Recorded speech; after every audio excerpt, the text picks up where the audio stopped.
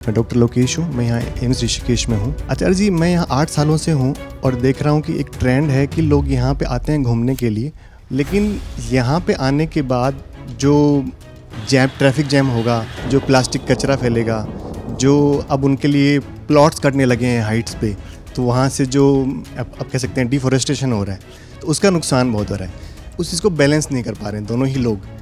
ये बैलेंस हो भी नहीं सकती, कोई तरीका नहीं है, कोई बैलेंस नहीं है कि इतने लोग यहाँ आएंगे और पर्वत बचे रह जाएंगे। आप कह रहे हो आप 8 साल से देख रहे हो, मैं 20 साल से देख रहा हूँ। मैंने 20 साल में ही भारी भारी तबाही देखी है यहाँ पर्वतों की। ऋषिकेश वो है ही नहीं जो 20 या 10 साल पहले भी होता था। कोई तरीका नहीं है कि ये यहाँ आए और पर्वत तबाह ना होंगे। अरे कैसे लोग हैं जो यहाँ आ रहे हैं? कौन से लोग हैं जो गंदी नौकरियाँ कर रहे हैं? अब वो जो नौकरी है उसमें उनका खून चूसा जाता है, साथ ही साथ वो शादी ब्याह करके 2-4 बच्चे पैदा करके बैठ गए हैं, तो ज़िंदगी झेली नहीं जाती।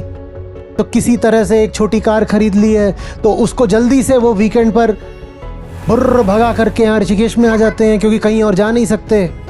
ये आदमी जिसकी ज़िंदगी तबाह है, ये जब पर्वतों पर आएगा तो क्या पर्वतों को तबाह नहीं करेगा?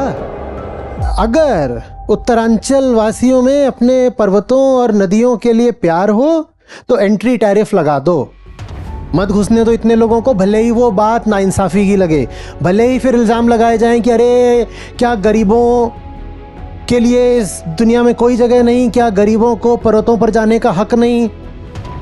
कोई और तरीका है नहीं, जितना लगाया गया बहुत कम है।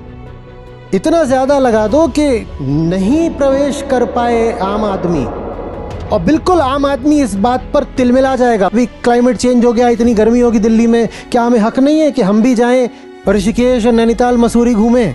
बात तुम्हारी नहीं है, तुम छोटी चीज़ हो, तुम आए हो चले जाओगे। बात इस ग्रह की है, पृथ्वी की है, और इसकी करोड़ों प्रजातियों की है, इसके वनों के विनाश की है।